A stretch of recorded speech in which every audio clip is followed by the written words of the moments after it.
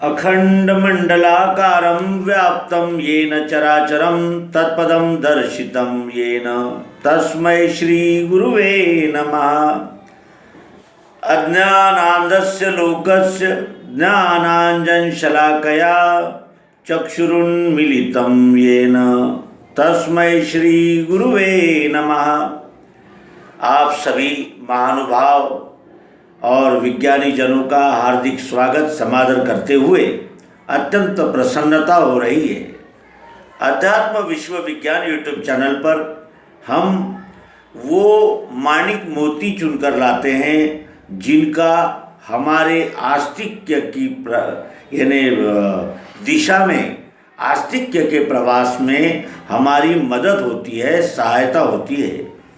और वो तेज कण जब हमारे हाथ लगते हैं तो उनके प्रकाश में हम अपना वर्तमान बर्ताव और लक्ष्य के प्रति जागरूकता, ये दोनों भी यानी जिसे कहते हैं संकेत, हमारे संपूर्णतः ध्यान में आ जाते हैं।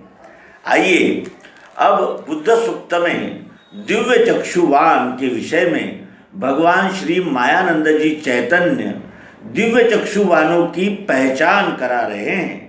दिव्य चक्षुवान क्या है, कैसे होता है, उनके लक्षण क्या है और किस तरह हम जो दिव्य दृष्टि के यानी दर्शक और श्रोता किस तरह दिव्य चक्षुवान बनकर हमारे संपूर्ण जीवन को ही एक प्रकार की तेजस्विता और सर्वसमावेशकता प्राप्त करा सकते हैं।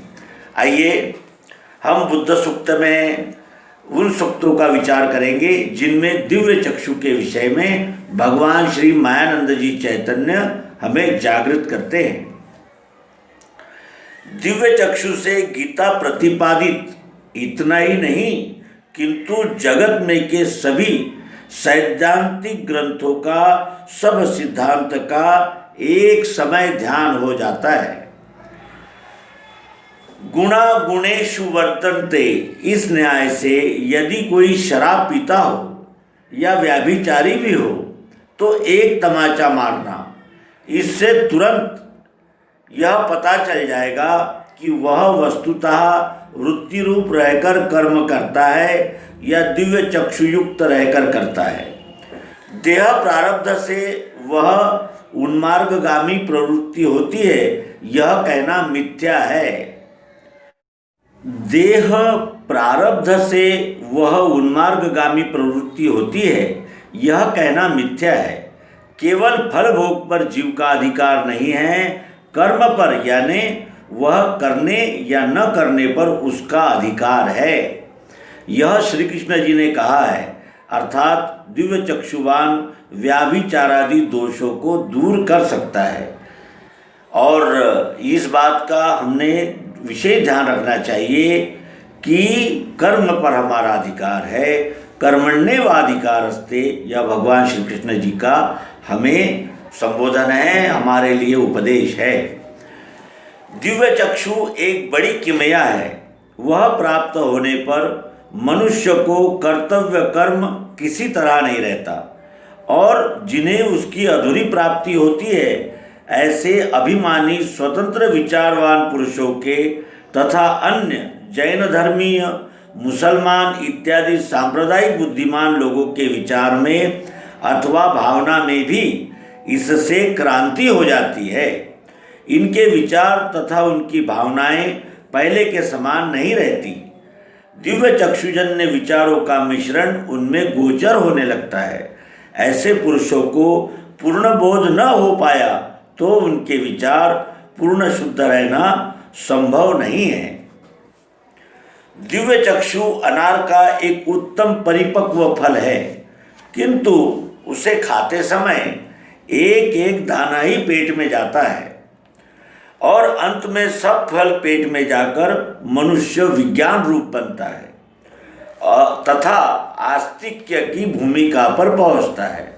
बीज प्राप्त होने के अनंतर परिपक्व फल तैयार होने तक बहुत समय जाता है और जाना आवश्यक होता है। यह नियम दिव्य चक्षु को भी चरितार्थ होता है। नारायण, श्री कृष्ण जी इत्यादि दिव्य विभूतियों के समान दिव्य चक्षुवान व्यवहार और परमार्थ इन दो प्रकार की कल्पनाओं का साक्षी बन जाता है। बिना दिव्य चक्षु के व्यवहार और परमार्थ में मनुष्य दर्वी रसपाक वत रहता है, नर का नारायण नहीं हो सकता।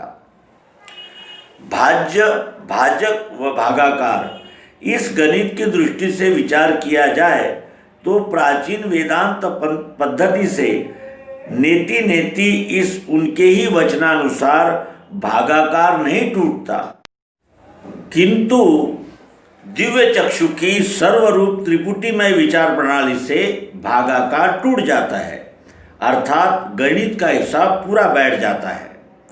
यही संशय रहितता तथा सच्ची समता है। विश्व के कूट रहस्य का निर्णय दिव्य चक्षु तथा वेदांत इनसे किस तरह लगता है और उनमें क्या भेद है, यह इससे स्पष्ट होगा। दिव्य चक्षुवान पुरुष का कर्म संन्यास से संबंध नहीं, उसको ग्रहण त्याग की इच्छा नहीं होती, वह प्रकृति का साक्षी हो जाता है। ग्रहण त्याग बुद्धि अहंकारात्मक तमोगुण का कार्य है। सब कर्मों का त्याग हो ही नहीं सकता। शरीर यात्रा भी चते न प्रसिद्धे कर्मणा। दिव्य चक्षुवान विज्ञानी पुरुषों का द्वेष करने वाले विज्ञानियों से पाप कर्मों की ओर उनकी स्तुति करने वाले उनके पुण्य कर्मों को ग्रहण करते हैं। इस नियमानुसार अर्थात प्रकृति द्वारा व्यवस्था होने लगती है। इससे धन्यो गृहस्थाश्रमा, इस वाक्य में कही हुई धन्यता अर्थात व्यवहार में के विभूति स्वरूप का अनुभव प्राप्त होगा। दिव्य चक्षुवान पुरुष के लक्षण गुणानुसार और गुणातीतावस्था के होते हैं। उसी को दिव्य चक्षुवान जानना। दिव्य चक्षुवान पुरुष को कर्म का बंधन नहीं होता।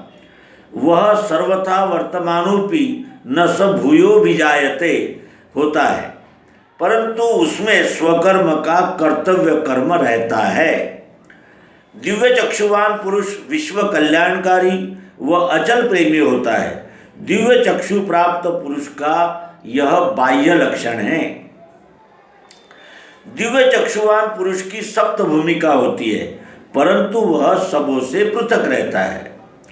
यो न दृष्टति न द्वेष्टि, यह श्लोक दिव्य चक्षुवान पुरुषों के लिए ही है। दिव्य चक्षु प्राप्त हो जाने के कारण अंते मति सा गति, इस सिद्धांतानुसार चारों आश्रमों में से किसी भी आश्रम में रहते हुए मृत्यु आवे तो दिव्य चक्षुवान का विदेहावस्था में जन्म होकर वह जीवन मुक्तावस्था को प्राप्त होता है।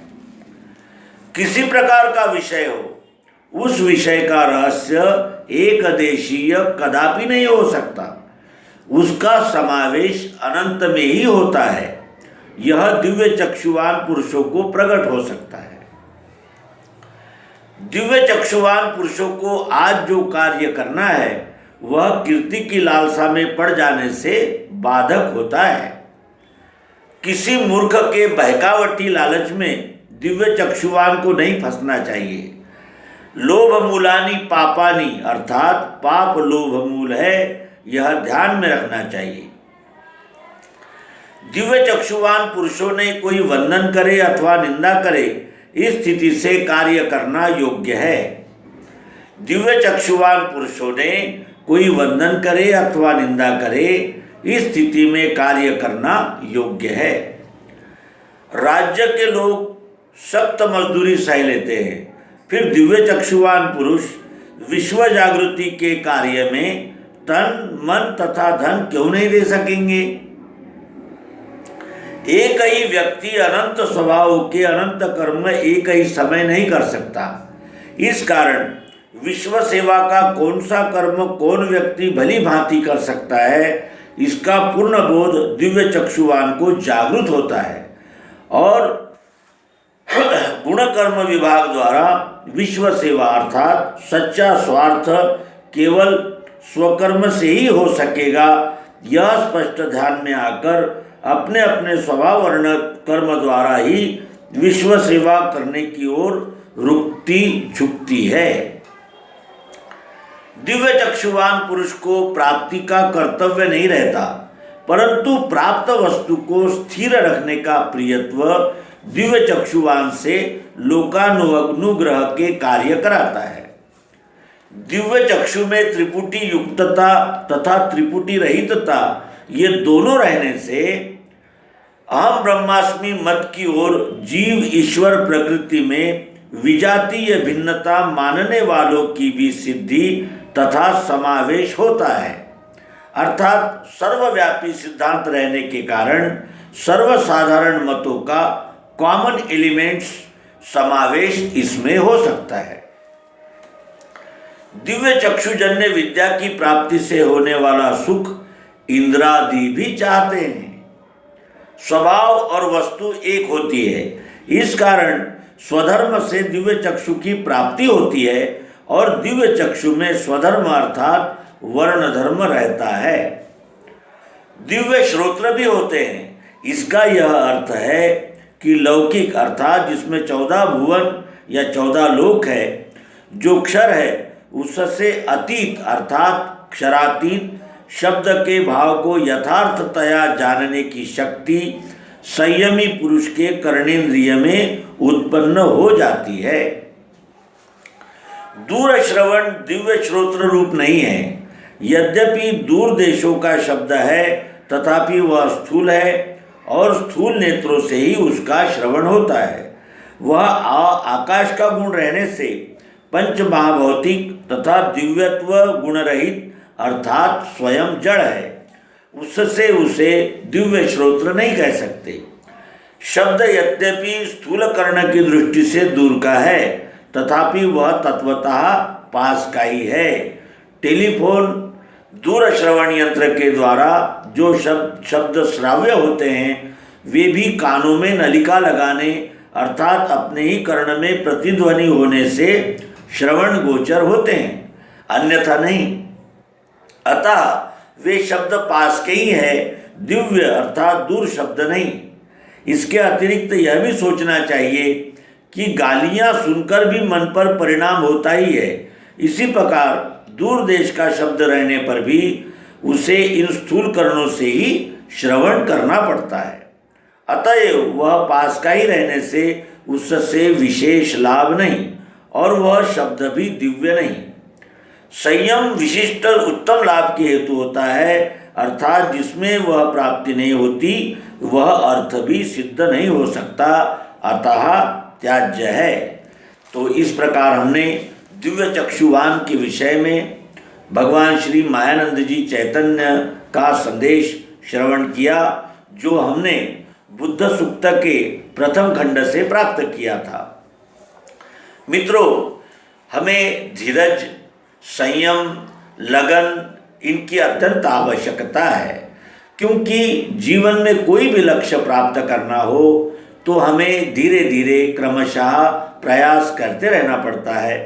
यही सिद्धांत दिव्य दृष्टि के विषय में अंगीकार कर आप सहित सभी हम सहयात्री उस विश्वरूप परमात्मा की ओर जा रहे हैं। परमात्मा में ही है और परमात्मा से ही उत्पन्न हुए हैं, केवल हम जानते नहीं। तो सद्गुरु कृपा से अब हमारा जानना, मिलना और घुलना आरंभ हो चुका है। सभी को शुभकामनाएं देते हुए इस अंक का समारोह करेंगे। नर्मदे हर सद्गुरु भगवान की जय, विश्वरूप परमात्मा की जय। ओम शांति शांति शांति।